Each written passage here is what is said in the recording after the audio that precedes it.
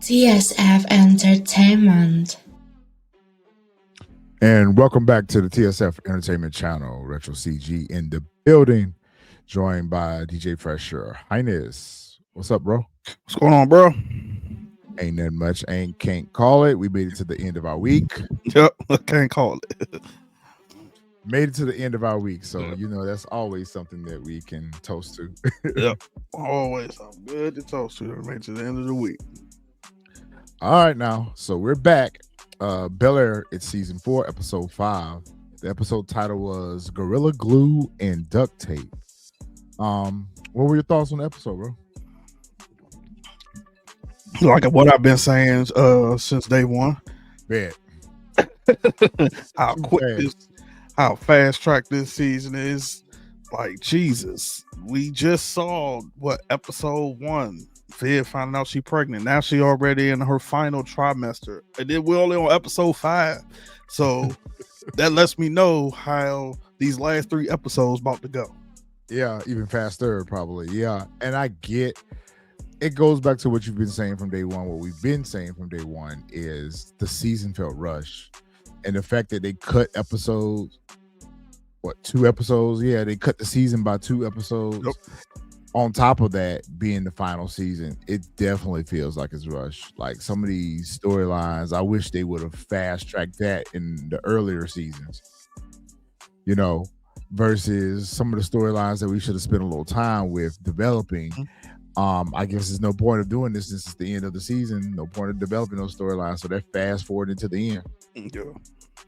Because it almost feels like Viv, like last episode, when her and Erica met, it seemed like Erica was further along than Vivian. Yep. Now it seems like they're the same. Or it's probably next episode Erica done had her baby and now Vivian might have hers. Exactly. That's exactly what's gonna happen. It's crazy. All right, let's go ahead and dive into this episode. All right, so the episode synopsis is Phil prepares Will and Carlton for life outside of Bel-Air. Viv attempts to keep a grasp on her compounding responsibilities. All right. So the episode starts off. Will is at his senior showcase for all of the unsigned seniors. And so it's pretty much every man that's out there trying to present themselves and, show their skills also they can get picked up. The USC coach did show up, but he told Will that his roster was full. Yep. And that, good game, but my roster full. Better luck next time. Yep. So, that left Will a little disappointed. What were your thoughts when you first saw the USC coach show up? I didn't think he was. I knew Will wasn't going to get in, but I didn't think it was going to be like the roster was full. I thought it was going to be something like, you got potential, but you don't have what we looking for or whatnot. Something along that line. Mm-hmm. Yeah, like you need to work on your game or something like that. So I didn't see the whole, we just don't have no roster room, And in all honesty, I'm kind of thinking like, well, you knew that before you came, so why did you even come? Why did you come? Yeah. Yeah, but I guess because Gavin had said that, the coach still gonna come. So I guess that's, as you say, a plot device, so that we could get to this here where now he gets this scholarship from what was it, Stapleton? Yeah, so there was another coach that was there and approached Will as they were walking off. Uncle Phil and the family came up and they tried to keep Will encouraged because he was disappointed that USC didn't have any room for him. And the Stapleton coach comes up and offers Will a full-time scholarship offer. And I was thinking to myself, I don't know what about it just made me feel like that sounds too good to be true. Yeah, something's behind it. Something's behind it. It's going to come with something, right? And later on, we'll find out what it comes with. Oop. So Will is excited. The coach has room on his roster for him. He offers him a full scholarship, and I'm assuming that they're local, Orange County, so they're local. Yeah. All right. So back at the Banks house, Vivian is getting ready to do a gender reveal for the baby. Ashley's on a senior trip. I mean, a freshman trip. Yeah. Why y'all didn't have Hillary on the FaceTime this time? Y'all don't have on FaceTime for everything else. Why y'all have on FaceTime for this? That's what I thought when he was setting up the camera. Yeah. I thought that's what she was going to be on. Was going to be on FaceTime. But then he was talking about we got to record, and I was like, okay, well, that's kind of weird, but all right. We'll go with it. So they go back and forth. Trying to determine whether or not they want to actually know the baby's gender. You know, there's pros and cons for it, but they eventually decide to cut the cake, and it's a baby boy. So at first I was wondering, like, are they going to change it up? Because this is a reimagine. Mm-hmm. So they don't have to really follow all of the storylines from the original Fresh Prince of Bel-Air. But for the most part, it seems like they have followed most of the story. Yeah, they just tweaked it a little bit. Yeah, they tweaked it a little bit. For the most part, they're telling the same story. So baby Nikki, it is. At first I said, it's probably going to be a girl. They probably going to switch it up on us and make it a girl. Or make her pregnant with twins or something like that. Okay, so it's a boy. So then they started talking about, let me get a piece of that cake, Vivi. The cake did look good, though. The cake did look good. So they started talking about, you know, their life and their situation with the baby, names and things like that. And of course, you know, Vivian is still... She's still concerned about this whole situation that Phil's gotten them into with washing the money. Do you think that Philip really didn't have a choice? Yeah, he didn't. There was nothing like... He honestly really didn't have a choice, because I think at that point, after they ransacked the house, although you feel like Jeffrey set that up, like, he didn't have a choice, because if, let's just say, quote unquote, they did ransack the house, who knows what else they was going to do in order to make Phil wash that money. So at that point, he really didn't have a choice but to do it. Do you feel like, I mean, even though he did the right thing by telling his wife about it, he absolutely did the right thing by telling his wife about it, but given the current circumstances and amount of anxiety that it's giving her, and she's actually taking it a lot better than I expected her to, because I really expected her to be freaked out about it. And even though she keeps bringing it up in conversation, and you know her interactions with Jeffrey aren't the warmest, do you think he should have told her about it?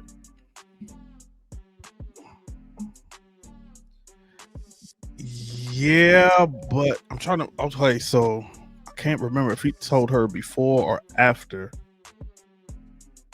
he found out she was pregnant. I believe it was after. Okay, then yeah, I think that's what made him, because remember when they came home that night, he went ahead and told Jeffrey, go ahead and set up the meet, because that was his first thought, was that, okay, she's pregnant, I got to protect my family, I got to do what's best for my family. So that's why I feel like it's a scheme Jeffrey set up to get Phil to say yes. But at the same time, it also could be a scheme that Dominique set up to force Philip's hand. So either way, it was set up to force Phil into doing it. Interesting though, I feel like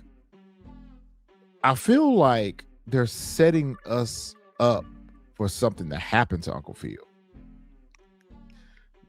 You get that feeling? Yeah, once we get to the end. Okay. Yeah, once we get to the... What you mean as far as like something like harmful, or you just saying like in general there's something? I'm tweetering back and forth between something harmful happening to him or him going off to jail. I don't think harmful. I don't think jail, but I think it's gonna be something where like he can't come back from. Like that's gonna be like the end of his career altogether. And he's gonna end up being disbarred, and that's gonna be it. Like, and then he's gonna have to try to do something else, or he just gonna have to I guess whatever money they got, he's gonna have to start using it for something else or something like that. Like, I mean, he still has a shopping center and everything too, so he might, after whatever comes out, he might have to sign all of those over to I can't even think of the dude's name now. Omar. Yeah, he might have to sign them all over. I feel like they're setting us up for something, so we'll see. I think right here, aren't they having a conversation about Will and Carlton getting ready to go off to college and how they are not ready for the real world? They don't know how to wash clothes or nothing. They don't know how to do nothing. So I think he says he's going to spend some time with the boys and work with them on some skills, some life skills. I'm thinking to myself, y'all just not realizing that they spoil. Like, I mean, shoot, whatchamacallit, trying to tell you, Lou, trying to tell you early. Like, it's good for them to know them stories. And nah, y'all ain't want them to know them stories. Now you just realizing that they don't know nothing, that they spoil. Will is wasting water. Well, maybe that's coming off of the tail end of Lou's conversations. Maybe that's what sparked this. That could be. Because you're right, because Lou was trying to tell them at Thanksgiving that these kids need to know where they came from, where y'all came from, and there is life that's way different out here in the real world than behind these gates. So I thought it was really good that they had that conversation about them needing to do some things with the boys to prepare them for going out to college. Phil meets with Jeffrey and lets him know that Vivian is having a boy. And, Jeffrey goes down memory lane about Penelope when she had Frederick. And then they get on the subject of the money. This is the last drop. Once they wash it, all 50 million would have been clean. Phil tells Jeffrey that he is done and that if he's not going to do anymore, and that if it's not over, then it's going to be over, because at this point he's prepared to do whatever it takes to protect his family. Yep. And Jeffrey was like, what you talking about? Like, he's like, what he gonna do? He gonna snitch on her. Yeah, he gonna snitch. He gonna tell, inform. And Jeffrey was like, nah, it shouldn't come to that. And he was like, and then Phil tells him that he's not going to make the deposit with him today, and that he was spending time with the boys. And Jeffrey tells him he'll handle it.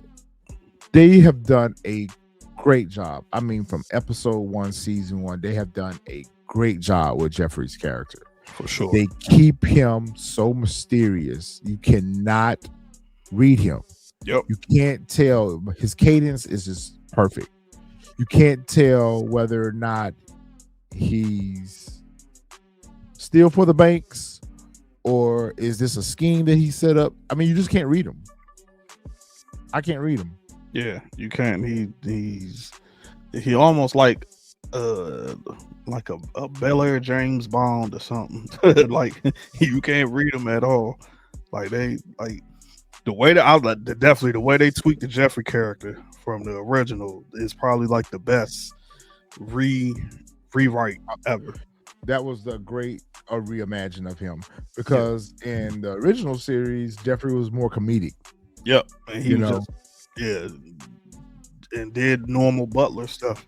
Yeah, this one right here, he's more like a hitman. He's a hitman. Everything, like a secret agent. Yeah, don't worry about it. Feel like got it. Just like everything. Yeah, he is definitely very mysterious, and every scene that he's in, he has a mysterious vibe about him. So you have to ask yourself, what is Jeffrey getting ready to go do now? Yep. And that's when Philip made those comments to him. That was the impression that I was left with. What's getting ready to happen now? What is Jeffrey getting ready to do now? How is he going to respond to that comment? Because it was almost a low-key threat. It was almost a little threat, So we'll see. So I guess it's been some months now. Jazz has got his dispensary business going, and lady whose name I can't remember. Pamela. Pamela. Miss Pam come by, and she just smiling at Jazz, and and I think we talked about it last episode, whatever, just try to figure out, was she single or was she married? So we find out in this episode that she is married or whatever. And I think he starts calling her Miss Jones, or she by does her last name. Yeah. And he even invites her on a date. He's like, hey, let me take you out to dinner or whatever. So he's having a good time enjoying her, but I feel like they made Jazz so he gets attached to anyone that he is dealing with. I really didn't expect for him to have any type of attachment to her other than, he was going to have a little fun with her. Mm-hmm. But this man trying to take her out on a date, and she's like, I ain't here for that. I should have peeped it right then and there when she, Yep. she hesitated after he said, "Can I take you on a date?" She was like, but I was just thinking of it as she didn't want to be caught in public, Right. You know what I'm saying? Since it was supposed to be a secret, and that's what she used as her excuse, wasn't it? She was like, "Oh, I'm friends with Vivian," and so basically she's telling him, "Let's keep this thing on the low." But I didn't think married either. I just thought that she was just trying to use him as a sneaky link. Yep. And Jazz kind of peeped it too, but he kind of went along with the get down. Yeah. So Uncle Phil has had Will and Carlton meet him over at the garage. And they're just sitting here talking about how they're going to enjoy the rest of their senior year. Now they know where their futures are headed. And all of a sudden, after one visit to community service, Promising Choices is now over. When I heard that, I was like, okay, bro, y'all. So I was like, so basically, y'all just use Snoop for one episode. Like that, it was pointless to have that if y'all were just going to fast forward that fast. I told you that though. I told you that every time they bring these characters on, it'd be a one episode and done. They probably didn't have the budget for Snoop to be even in that one episode. So yeah, one and done. Promising Choices is now over, and they are out of the community service program. Uncle Phil comes up and he introduces them to Lucille, which is his Mustang. And we go on to find out later on in the episode why this Mustang is so important to him. He tells the fellas that this is going to be a project that the three of them are going to work on over the weekend. He's excited to be spending time with them and at the same time showing them some skills. And they want to be anywhere else but there. You could just see the lack of interest in it. I was like, dang, y'all. Y'all spoiled. You truly are spoiled. And they did a good job showing just how spoiled they were. They were like brats. They were talking about the plans that they have. Carlton was meeting with a guy from Princeton. Will was going on a tour of the college. They were talking about meeting up with the girls, which I guess Carlton and Amira are back together now because I think he mentioned hanging out with Amira and Lisa. Yeah. And Uncle Phil said, since you haven't made plans with them yet, you don't have to worry about canceling it. However, once you get finished with y'all college things, bring it back. Come back. Come back. We're going to get started. Y'all going to come back and we're going to work on this car. So Carlton meets with one of the alumni, I guess, for Princeton, because the guy said he had graduated already. And he started off nice. He started off about all the things that was nice about Princeton and the prestige that comes with it. So, Carlton was getting all hyped for that. And then he kind of subtly eased on into it and telling you all the things that come with that, which is the stress of what's called Black excellence that you have to represent for all of the Black kids that did not make it into Princeton. And it is very demanding. It's very high expectations. And he's like, you can't slip. You got to be on point at all times. And Carlton, thought that, with what he brings to the table as far as his grades, his transcript, his family, and their wealth, that's it for him. But I think he realized in this situation that he's going to be part of a list of wealthy kids that are going to be there at Princeton, and that's not going to get him over. And he's Black. So basically, bro was telling him that you're going to have to work twice as hard, if not 3 times as hard, to make it, to survive it. And Carlton is a little shell-shocked about that. Yep. So, which goes back to what we have been saying. They're setting this up for Will and Carlton both not to go to their colleges, and they're going to be at ULA. Yep. That's definitely what they're setting up for. That's exactly what they're setting us up for. Yep. So get in there, Fresh. What were your thoughts? Yeah, the same as you. Like as soon as I forgot the character's name, but once he starts telling the Carlton like how, um, how he has to present himself. Like, yeah, we get it, you're in there, but once you're in there, you're black too. You have to show your black excellence. You have to be beyond.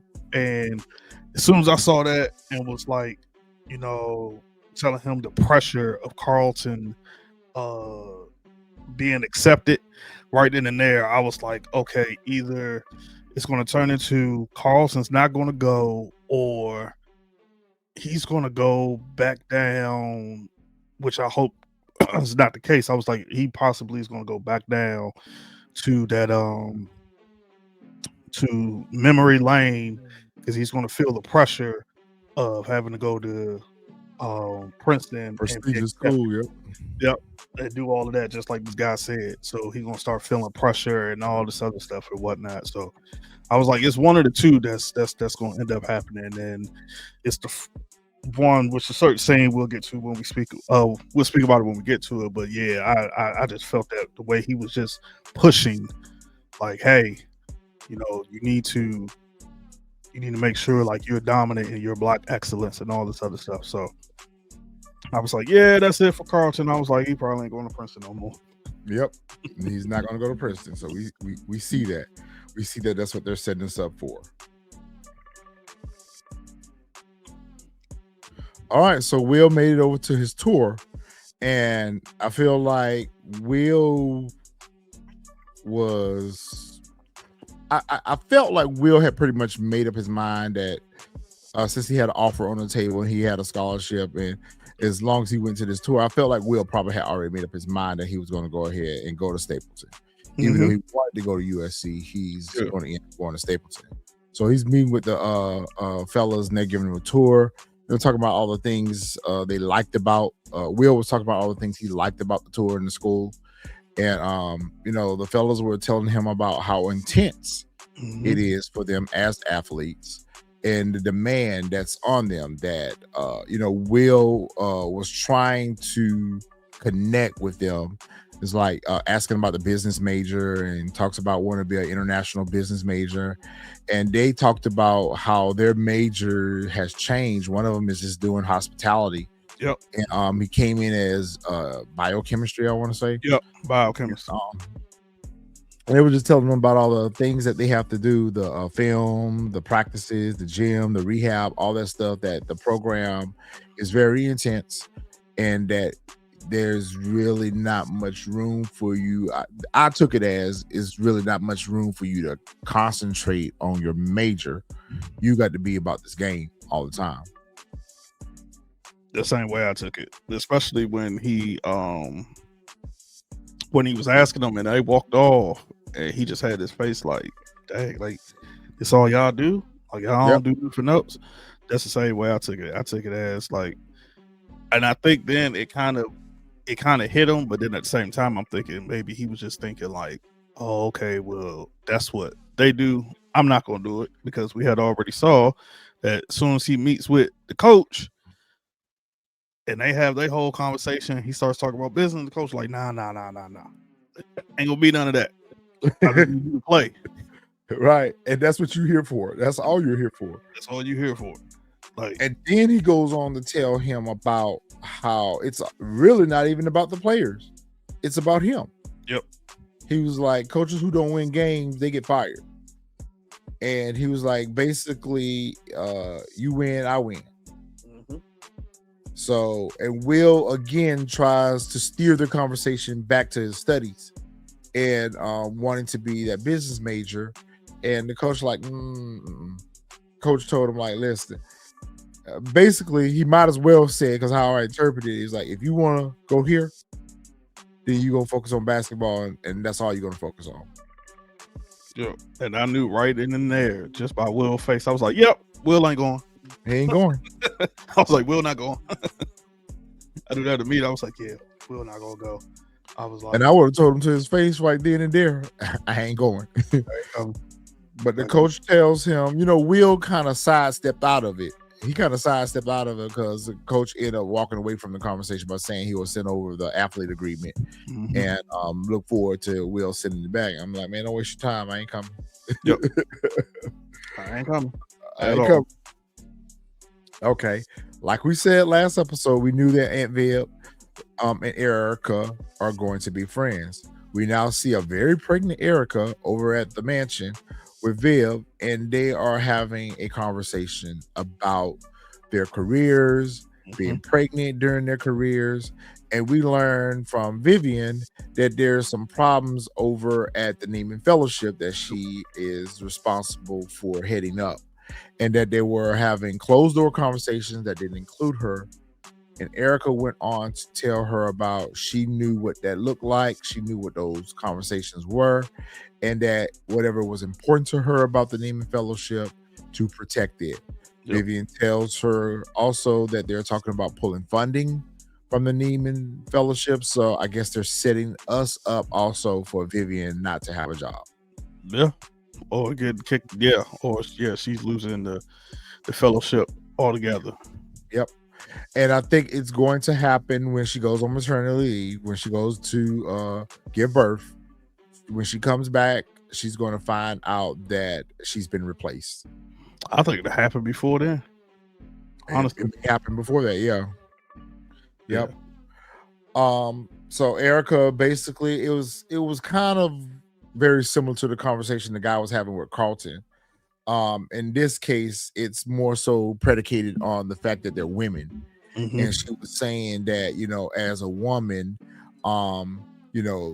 people smile on your face, they send you flowers, they compliment you, but behind your back, they're trying to steal your clients or whatever. So she's basically putting her on game that, look, if this is truly important to you, you need to do what you need to do to protect that.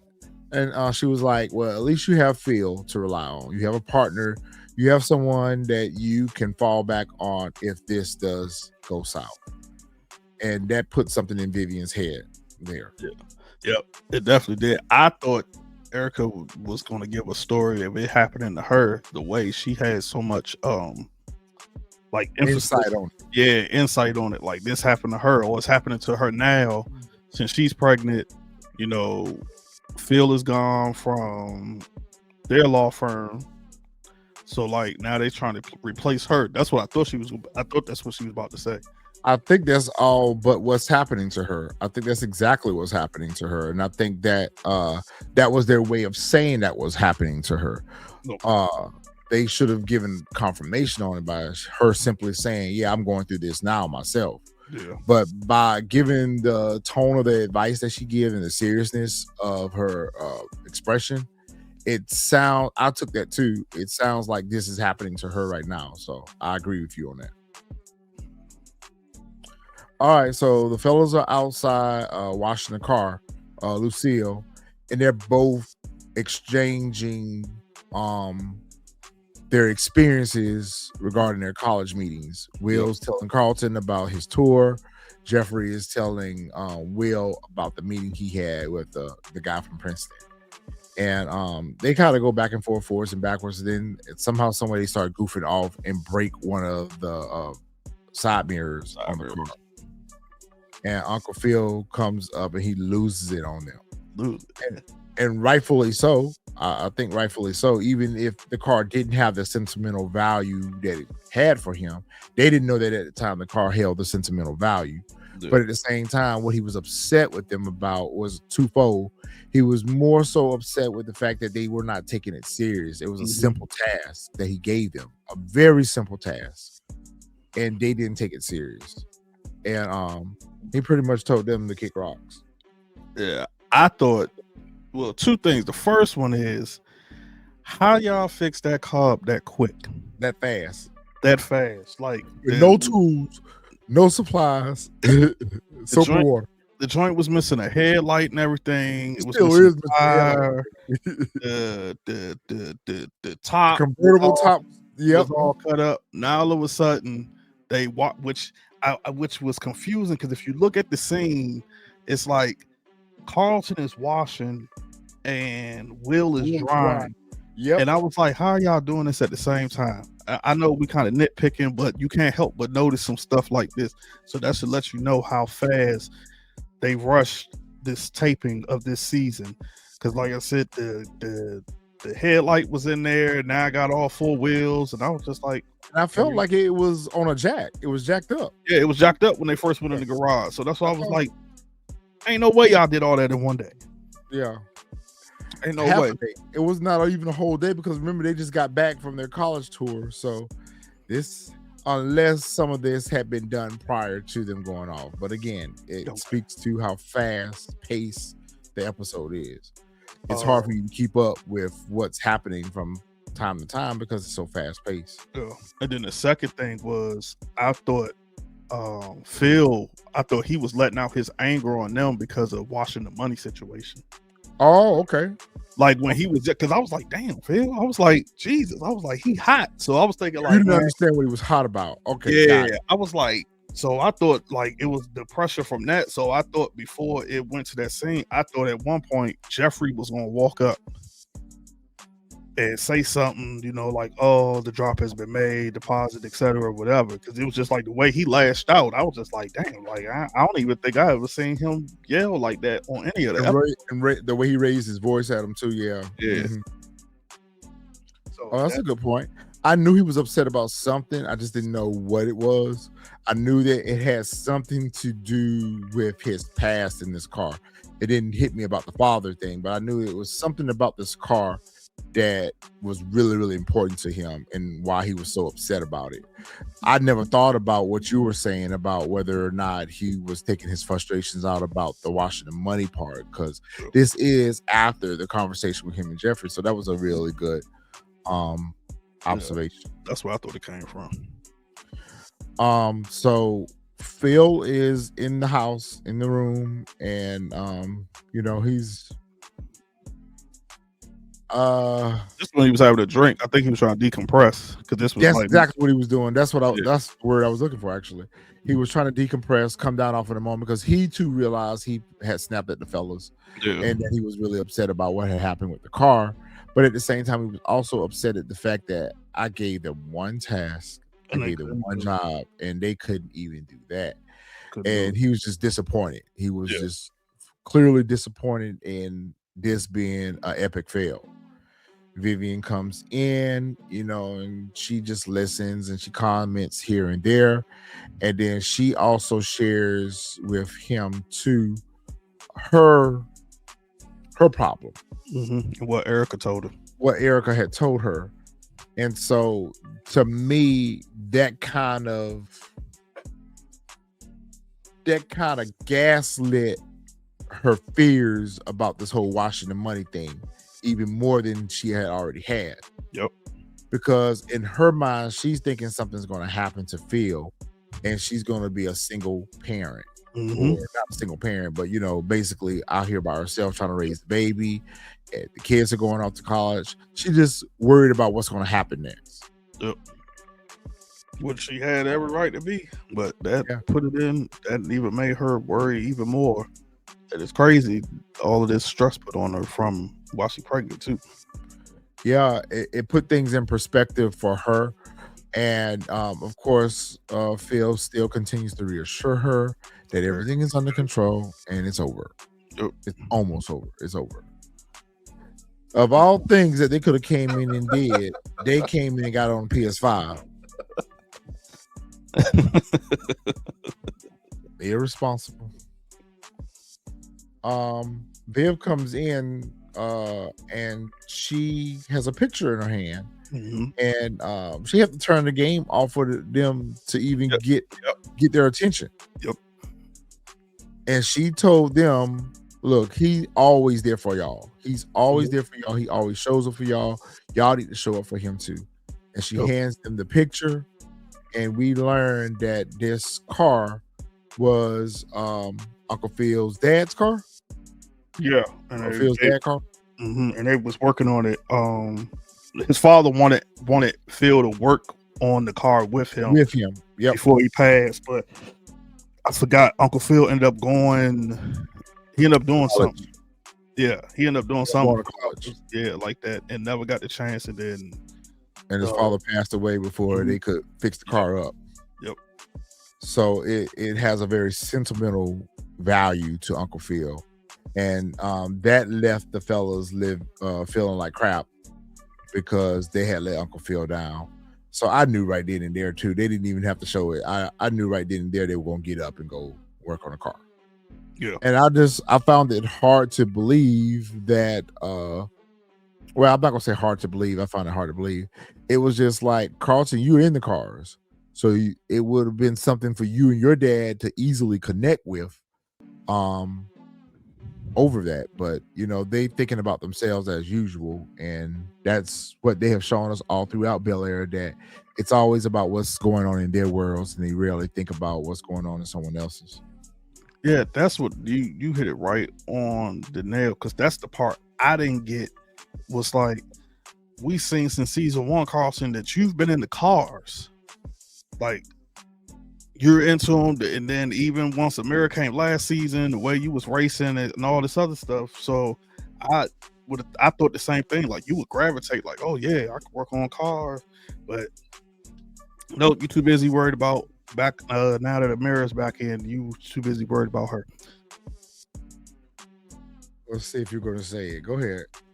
What? They should have shot this scene somewhere else. I love the scene.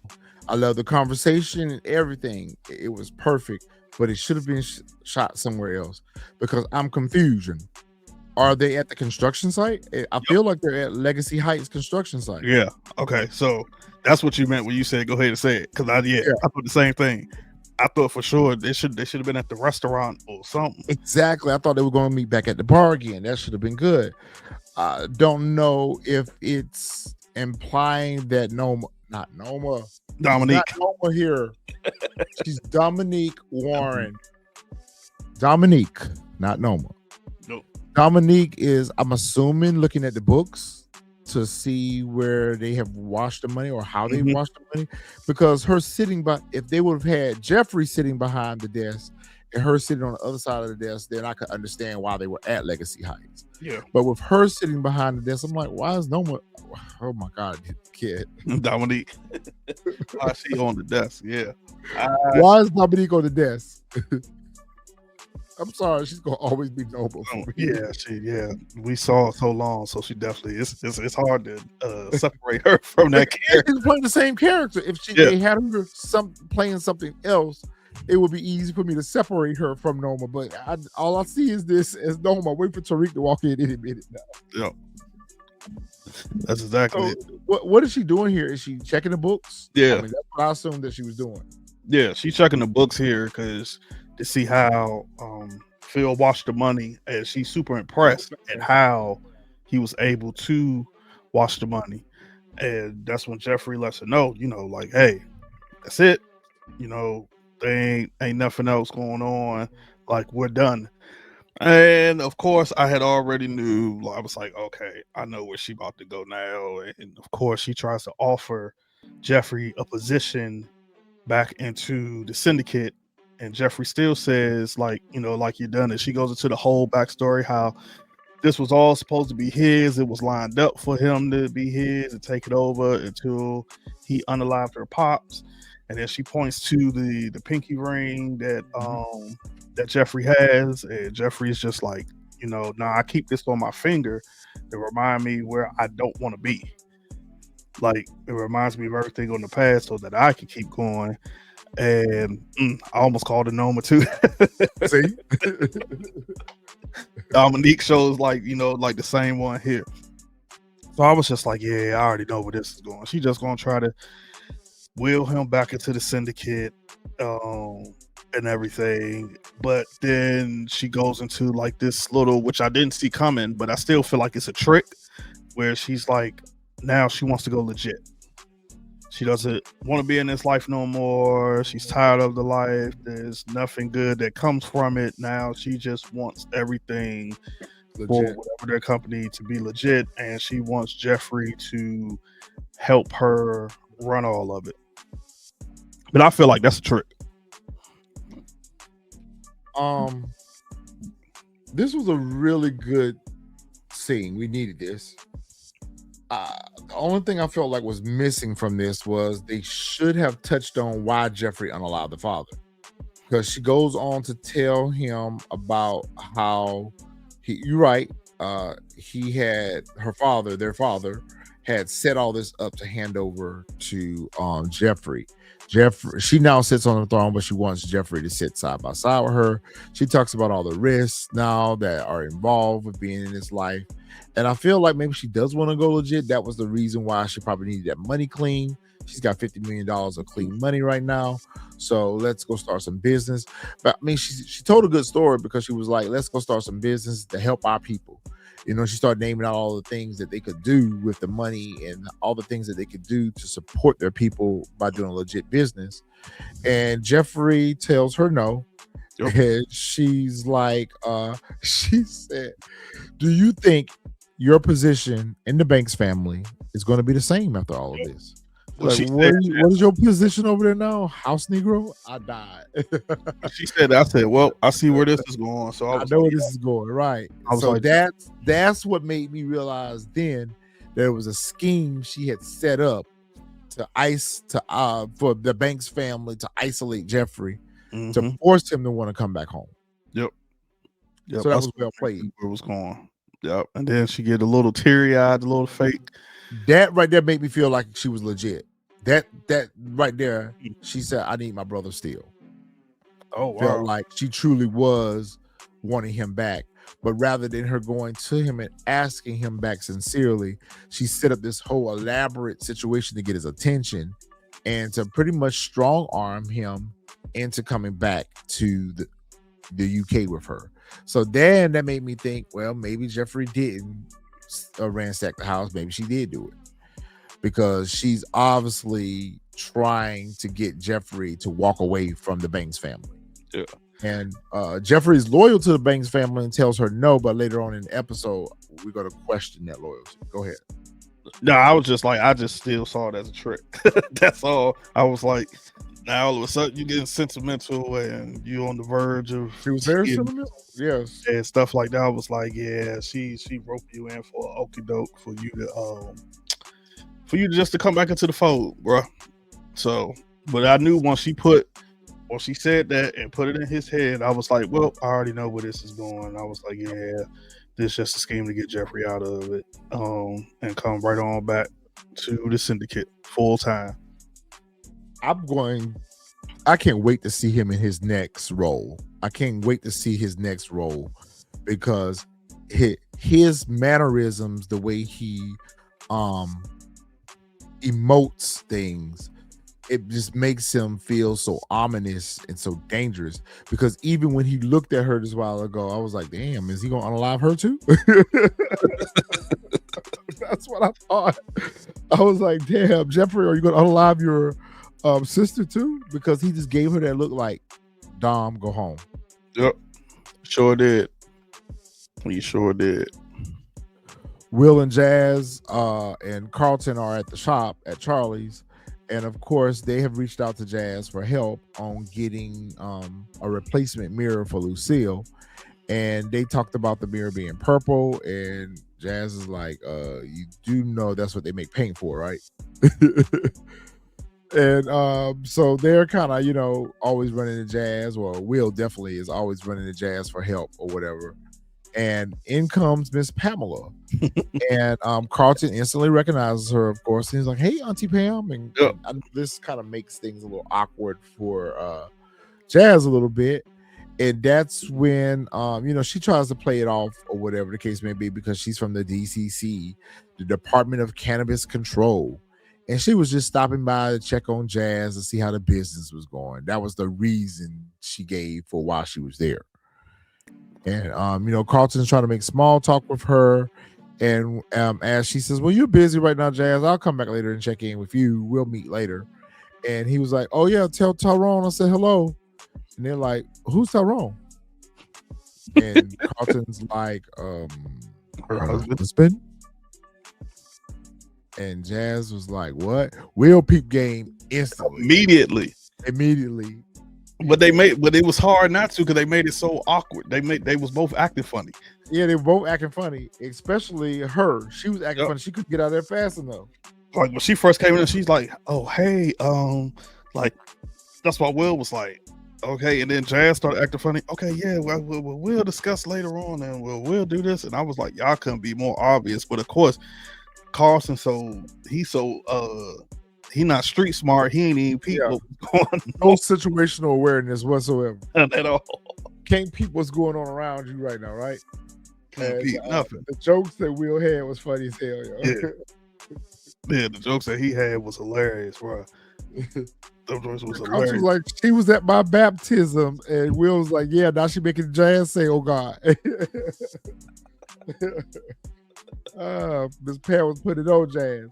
And Jazz was like, I know she was married, y'all. I swear I know she was married. I was like, oh God, Jazz, here you go. Breaking up happy homes.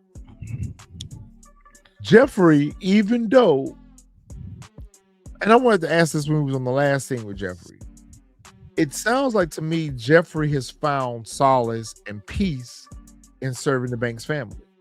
It seems like he truly does enjoy his role within the Banks family because he still does all the things he does, but I felt like his character has evolved from that.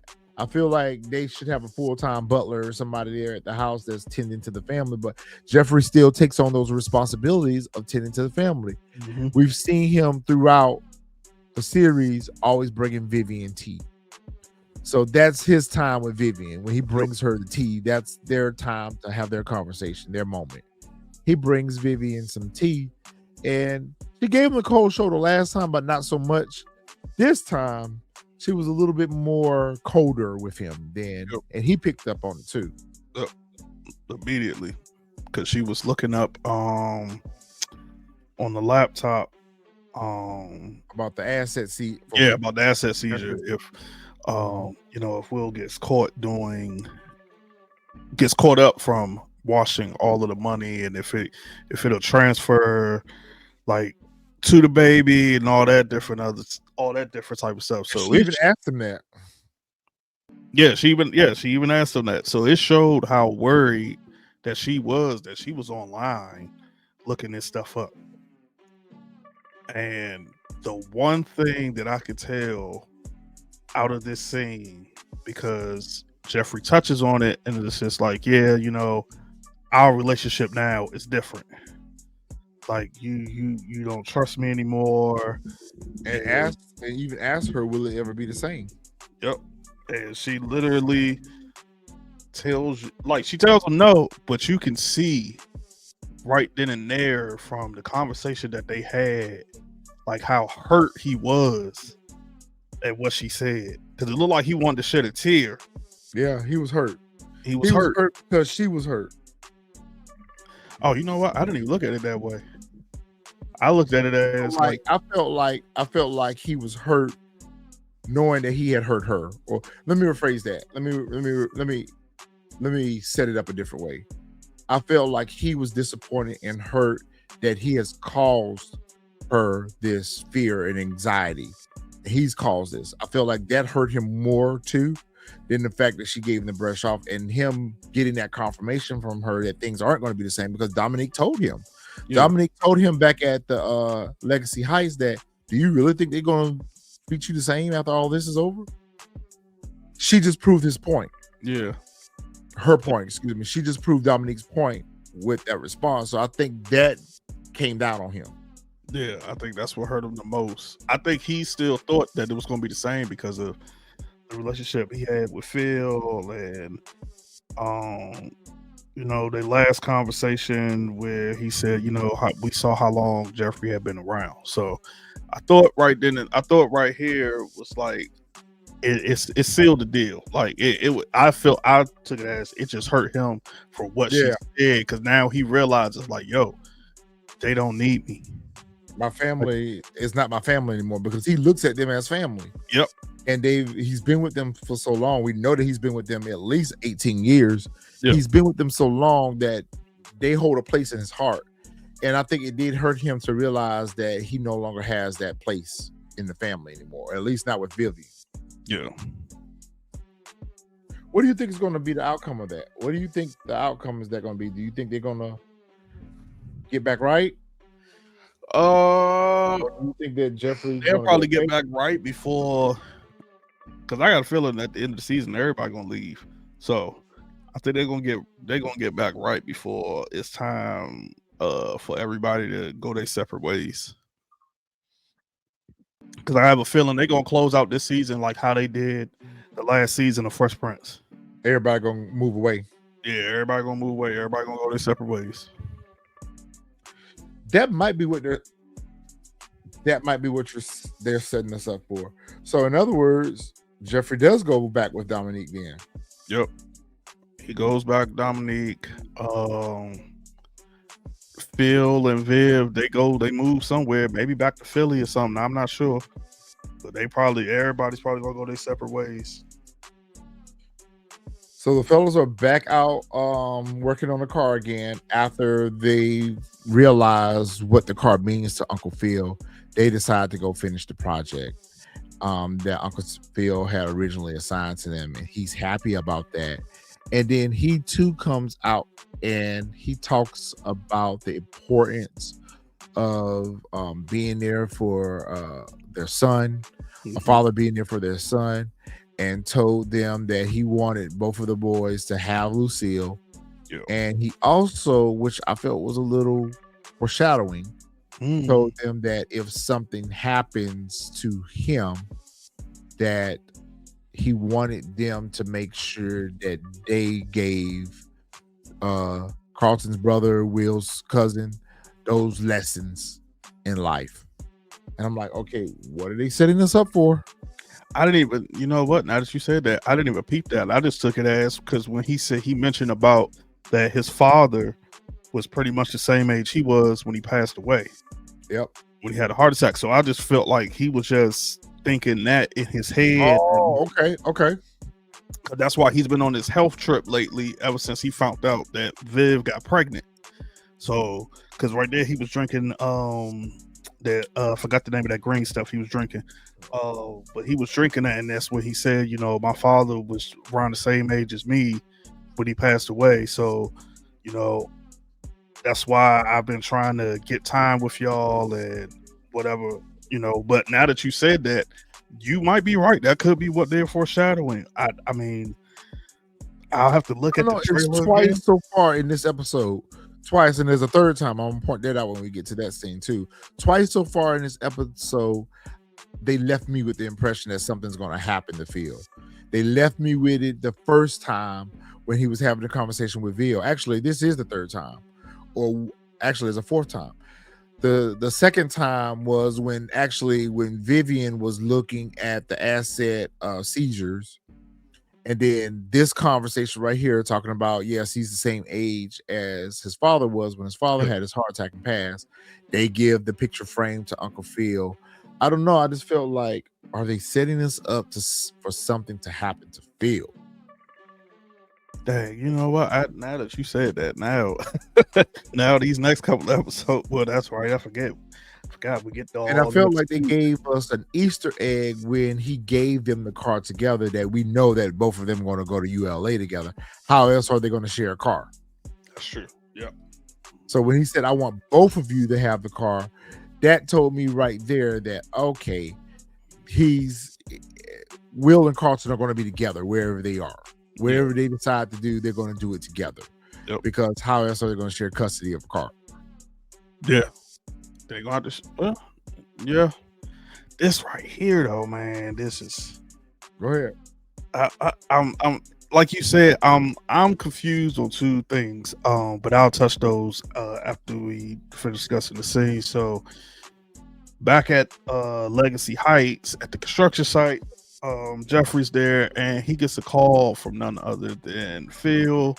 And Phil tells him, like, hey, you know, me and the boys, we about to go out, take a stroll in Lucille after she's all fixed up, you know, do you want to go? And Jeffrey just says, like, no, I'm tying up. No, he said, I'm closing up, is what he said. He's like, I'm closing up. And whole time he's in there with Dominique, and again, she's sitting behind the desk. So I was like, I was confused because I was like, you're closing up shop. I was like, okay, which I took it as, you said that because of the conversation that you had with Vivian earlier. But I was just like, why are you back at Legacy Heights? And why is she again sitting behind the desk? And then we see Phil, who was right outside the entire time watching. And another thing I was trying to figure out was like, you was right there in the window. How you didn't see Phil sitting outside? Yeah, you were looking out the window. So I'm thinking maybe this is for a shot. Maybe now this is probably foreshadowing where Phil cuts ties with Jeffrey because now he sees that he can't trust him. Yeah, he can't trust him.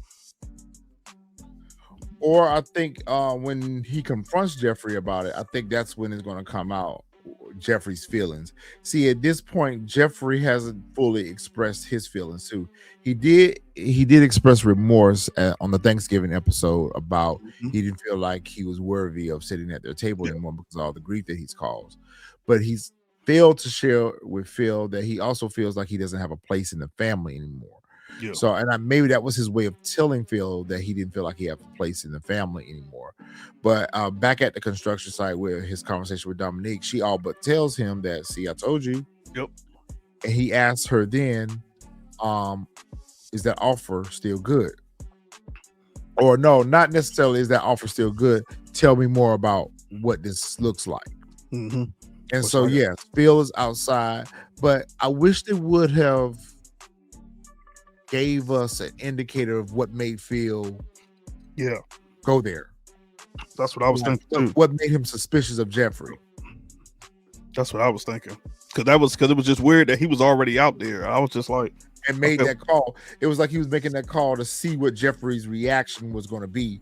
I felt that was okay. That was a test, but for what? Yeah. Like, I would have loved to see the same thing as well, because I was just wondering why he was already out there, unless it was, unless maybe he was coming up there for something, and then that's how he said like, or maybe he was passing by and saw that the lights were on. Yeah. So but I'm thinking the same thing at this point. He's like, nah. So next episode, since we already fast paced, I definitely see him touching on like, there's gonna be a conversation about that. Yeah, that they ain't nothing can't be trusted no more. Excuse me. Shoot, I forgot what Will and I did too. I don't know what these two talking about. Oh, okay, yeah. This is when they were talking about all the different them helping Uncle Phil with the car and just like all the different stuff and the pressures and stuff for them going off and going to school and stuff. And where we see Carlton, he's working on, I guess, like his introduction letter or something. Because that's where because he thinks about sending his forms in to Princeton, but then he ends up having to change of heart and closes his laptop, which we had already knew earlier, like this is what they were setting it up for.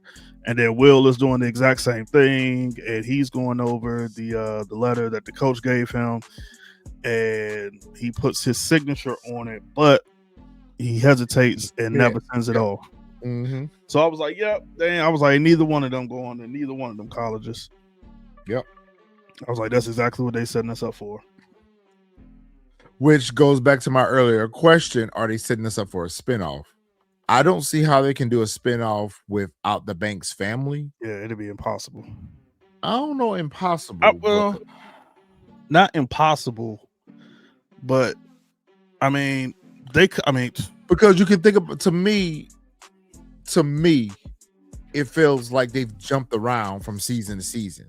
They've not followed one storyline from a whole season, because back then seasons would be like 12 to 24 episodes or whatever. So I feel like they skipped around from season 1 all the way to the last season, right? So I don't feel like they've hit all of the different storylines throughout Fresh Prince of Bel-Air's run. Yeah. So I'm wondering some of those things that they haven't shown us, like the life and times with Jackie. when they were in school, Mm. when they were in college. They haven't really shown us that because they haven't gotten to college yet. So Mhm. I'm thinking, could that be what the spinoff is? And we spend time around those storylines where you have the Jackie and Will situation. And maybe that's the setup for the spinoff. If not, showrunner, writers, if y'all watching, call us. We can help y'all come up with that. Sure. We can help y'all come up with that spinoff. But I felt like I don't know how long the spinoff could go. I don't think it could go 4 seasons. Nah. Because I mean, even if the spinoff is just Carlton and Will on the next journey, at some point we would still have to see, like, The Uncle Banks Phil. family, which that's fine. They can have cameo appearances. Look what they did in book 2 with Tasha. Tasha and Tommy true. had cameo appearances That's true. in there. So I feel like they still could do a spinoff with them in college and just have Uncle Phil and Aunt Viv and Ashley and Hillary pop in every once in a while. We know Coco Jones is moving on to be wife and mother and, her career and everything. So that's why we don't have her here. But I feel like all the rest of the characters, they're not A-list. I don't want to say that about them, but they're not that big in their careers where they're going to cost that much money for cameo appearances. So I feel like even if they did do a spinoff, they could do some cameo appearances with said characters. Yeah. But yeah, I agree. They're not going. Neither one of them are going to this college. I didn't really understand this, and this wasn't really written the way it needed to have been written. What do you mean as far as what forced her? What made her come over here to confess about being with Jazz? Because I had that thought too. I was confused. I was very confused. I was very confused as to why she came over and sat down with her and told her that. The only thing that I could think of is that she went into panic mode because she thought by that point Found out about that Jazz had probably told Will and Carlton. So she thought at some point Carlton was going to come back and tell him. But then I also thought about that when Jazz found out that she was married, that she got afraid that Jazz might end up saying something to her because, like, oh, this whole time, you were married, you never told me. So, well, guess what I'm about to do? I'm about to blow up your spot, and I'm about to tell Aunt Viv, I'm about to tell Vivian, that we've been messing around with each other. But also in this scene, and I got a question for you, if maybe it was just me. So in this scene, after she tells her, Viv is like, that's none of my business, whatever or whatnot. Yeah, like there's do whatever you got to do. But then she goes into about Jazz place being investigated because of the money, because they found out that there's been more sales or something like that the DCC is looking into him and whatnot. It's on a red flag list, and she says like, oh, but I know because like that's when Vivian goes into panic mode. She kind of blocks her out, but you can hear her saying like, well, Vivian and Philip are the cleanest people I know. They would never do anything like that. And this is probably from us, and we hate trying to cross shows, but this is probably from me watching Power so much. My thing is, when she said that, I felt like she had already known or had some inkling about Phil doing this stuff. So she told Phil to invest into Jazz's shop to get the dispensary so that they could connect the dots. I don't know why, but I just felt like for some strange reason. So you feel like it's a scheme she set up? Yeah, like she like they knew, like the feds or who, because I forget, I think it was the feds that came to visit Jazz at the end. Like they had already like had some inkling that Phil was moving money through the other businesses, but they couldn't prove it.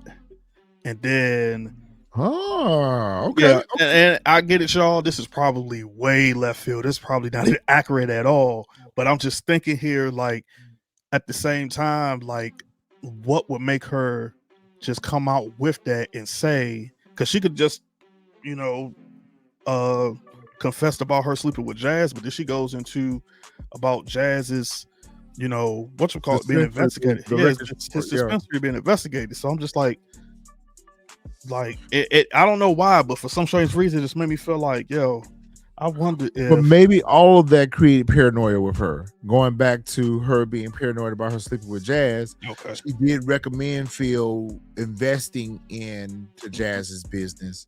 Now she's been sleeping with Jazz. mhm, Now Jazz's record business is now being investigated for inflated sales. So maybe she's feeling a little paranoid, thinking that she's caused this problem to happen for them. Because she goes on to say that I feel like you guys are the most honest people I know. Like, and Jazz's business is being investigated for inflated sales. I'm just trying to figure out what was the trigger. yeah, What triggered it? Was it too much money flowing through? Not enough product being sold? What was it that the cannabis, the DCC, what flagged it? yeah, You know what? And I guess we'll find that out next week when yeah, find that out. But I said that I told y'all last Yep. week. I Yep. said I felt like Uncle Phil made a mistake. Yep. And I feel like he was rushed to pick up that fifth business because you Mhm. know he was so rushed. And even Jeffrey told him, he says, we can do it with 4. He said, yeah, but it'll take longer. Yep. So his feeling of rushing this to get this done, I feel like that 5th business that was chosen was not well thought of. Yeah. Like some of those other businesses would generate more cash revenue than a record store, Yeah. a car wash, a laundromat, a parking lot. These are things that would generate revenue on a daily basis. These are businesses that would generate revenue all day, every day. Yeah. You know, versus a record store. But he invested in a dispensary though, so I think that's why a at the dispensary. record store. Yeah, and the dispensaries are cash only. So I think that's why he thought he would be able to manipulate the book so easy, since dispensaries are cash only. But I'm with you on that. I wonder what was it that had them flag it. So I'm curious to know what was it that had them flag it. And so Jazz is at the record store, which I feel like he shouldn't have. Well, I guess it's a dispensary, so maybe he's open 24/7 now. Nah, I thought he lived there. I thought he lived upstairs or something. Oh, okay, maybe he does. Yeah, I thought he lived over top of the record store. Okay. And the FBI and the AUSA shows up at Jazz's doorstep, and they tell him that they have questions for him about Philip Banks. And Vivian the whole time is trying to call, and she's calling. She's calling. And Phil's not answering the phone because he's out on the joyride with the boys. And she starts, they're enjoying themselves or whatever. And she starts having some pains, some labor pains. I don't know if it's Braxton Hicks she's having. Is she going into early labor? Has her water broken? Or is she having contractions or whatever? But she's having some labor pains and she can't get nobody on the phone.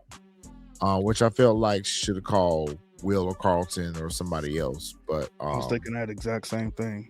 I think right there though, I think that those pains came from stress.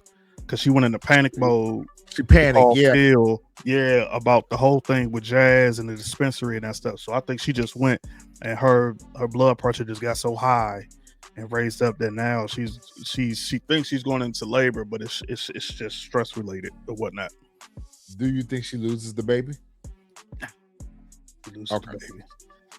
I would hope that's not what they setting us up for, but I don't think she loses the baby. Okay, good. I don't want to lose the baby either. All right, and so we did. So that's the end of episode 5. It was a pretty good episode. The only thing I would say that I didn't like about the episode is the pacing. I think it felt Yep. it was a little too fast and made it difficult sometimes to figure out where we were at as far as the story from what they have shown us previously to where we are now. It was hard to keep up with where we at. All right, so we got a preview for what's going to happen in episodes. I'm assuming 6, 7, and 8. Yep. No, So- 6, 7, and 8. Yep. So we see that Will is back working with Doc. So I wonder. he's back with Doc. Yep. I wonder if he's going to go back there and work on it that way to get a scholarship to somewhere else. Okay. Yeah, this is when Phil in the preview we find out that somehow, some way, it'll come back to him about him being investigated, and I forget what he says right here, but Viv says you said that like you're not coming back. So that lets me know that I'm guessing he's either going to court or he's going into the federal building for a sit down, turning himself in or something. He's probably going in for a sit down. He's probably going in for questioning. Yeah. That's what it is. He's going in for questioning.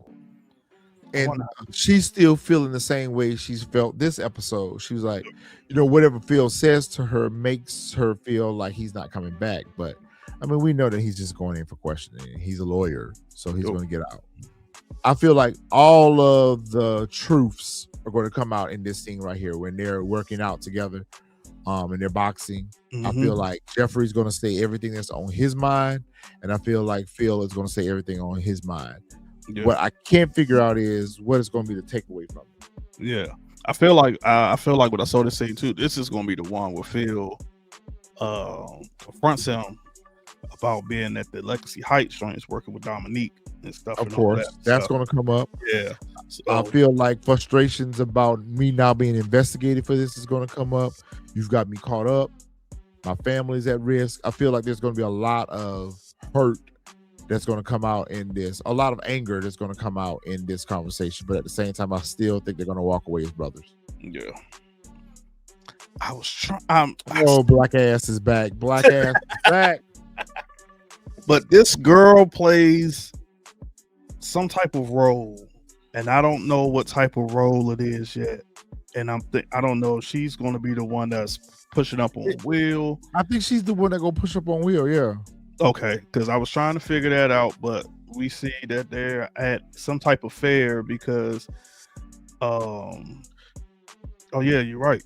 Yeah, that pushes up on Will, and I remember the same scene. This is where Will and Lisa, they get into it from the previews that like we haven't even gone off to college yet, and we can't figure out our relationship now that we're here in the same city. So how are we going to figure it out once we go off to college?